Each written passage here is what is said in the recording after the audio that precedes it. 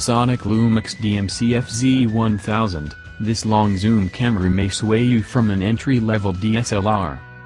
If you are on the fence between an entry-level digital SLR and a compact camera with a long zoom lens, the Panasonic Lumix FZ1000 might be all the camera you need. Digital SLRs deliver high-quality photos and HD video and fast performance, but a DSLR might be too much camera for you in price, size and weight, and that's without adding a long zoom lens to the equation. You can get smaller, lighter, long zoom compact cameras at lower prices, but they come with a loss in image quality, features and control, and in most cases, aren't nearly as quick to focus and shoot. The FZ1000 truly bridges the two using a 1-inch 20-megapixel MOS sensor, 4 times larger than the 0.5-inch sensors you find in most long-zoom cameras like Panasonic's FZ200, and a 16x f2.8 4.0 25-400mm lens, and yes, it's a Leica. The benefit to a larger image sensor is better image quality, but they also require larger lenses. While its zoom range might not seem impressive compared with the expansive 50x or longer zooms on other bridge cameras, the FZ1000 delivers superior image quality to those small sensor compacts. A DSLR or mirrorless interchangeable lens camera would get you better image quality still, but a zoom lens with similar specs for one of those would be large and heavy. It would also be more expensive than this camera alone, which is currently around $800 or £650 in the UK and $1,200 in Australia. Because this is a variable aperture zoom lens, the aperture gets immediately smaller as you zoom out, letting less light reach the sensor. Giving the lens a constant f2.8 aperture through the zoom range, like Sony's RX10, would have been nice, but it also would have made the lens bigger. The FZ1000's variable aperture lens is a compromise, but for me, it's worth it.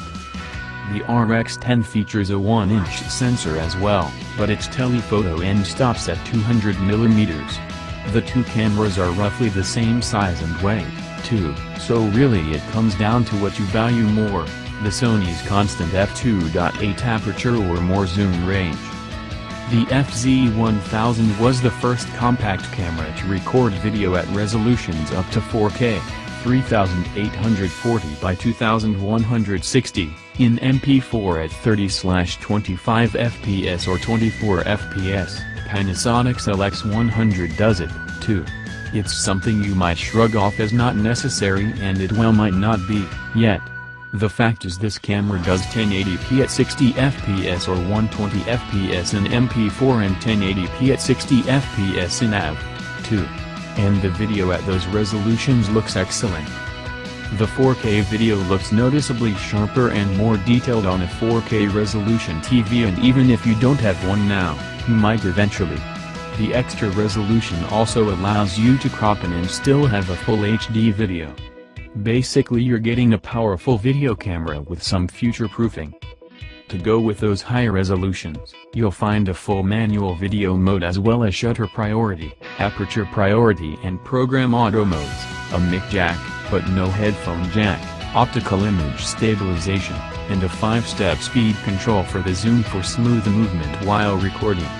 The micro HDMI port on the right side supports clean HDMI output, so you can record to an external drive without text or graphics or view on a larger display while recording to the internal SD card. Camera testing site Imaging Resource has a thorough explanation if you want more details. Another reason not to discount its 4K video is for stills. There are some things you're just not going to be able to capture when shooting photos. With the FZ1000, you can instead shoot some 4K video at 30 frames per second, then in playback go frame by frame until you find the moment you want. Select the frame and the camera saves it as a single 8-megapixel photo. Of course, if you just want regular photos, those are pretty great, too. The 1-inch, 20-megapixel MOS sensor paired with a Panasonic Venus engine processor with multiple noise reduction systems produce excellent results, even at high ISOs.